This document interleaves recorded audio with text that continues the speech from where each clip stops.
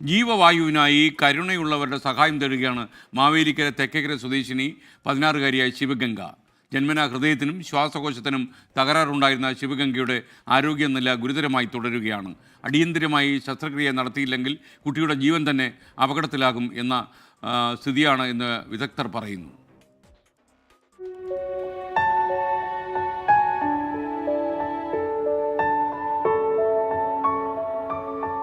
Mavelikkara BH സ്കൂളിൽ 10ാം class വിദ്യാർത്ഥിനിയാണ് തെക്കേക്കര പ്രണവം നിവാസിൽ സനൽകുമാർ വിനീത ദമ്പതികളുടെ മകൾ ശിവഗംഗ. അസുഖം കലശലായതു കാരണം ജൂലൈ മുതൽ ക്ലാസ്സിൽ പോകാൻ കഴിയുന്നില്ല. പേര് ശിവഗംഗ. ഞാൻ 10ാം ക്ലാസ്സിൽ പഠിക്കുന്നു. ഞാൻ ഒരു മാസമേ പോയിട്ടുള്ളൂ.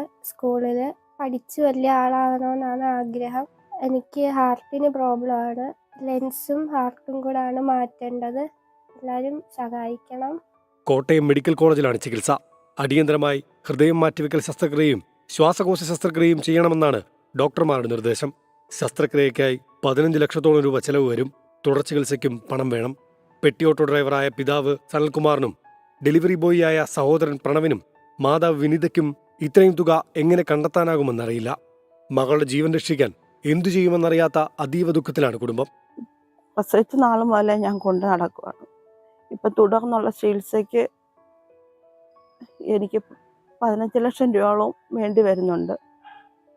പിന്നെ കോട്ടയം മെഡിക്കൽ കോളേജിലാണ് ഇപ്പം ചികിത്സിക്കുന്നത്. ഇപ്പം ഇന്ന് കഴിഞ്ഞ മാസം ഒരു ഓപ്പറേഷൻ കഴിഞ്ഞ്, പിന്നെ ഇപ്പോൾ ഹാർട്ടും ലെൻസും എല്ലാം കൂടെ മാറി വെക്കണമെന്നാണ് ഡോക്ടർ പറയുന്നത്. കുഞ്ഞിനെ തുടർന്നുള്ള ചികിത്സയ്ക്കും ആരെയും മനസ്സാകി സഹായിക്കണമെന്നാണ് അഭ്യർത്ഥിക്കുന്നത്.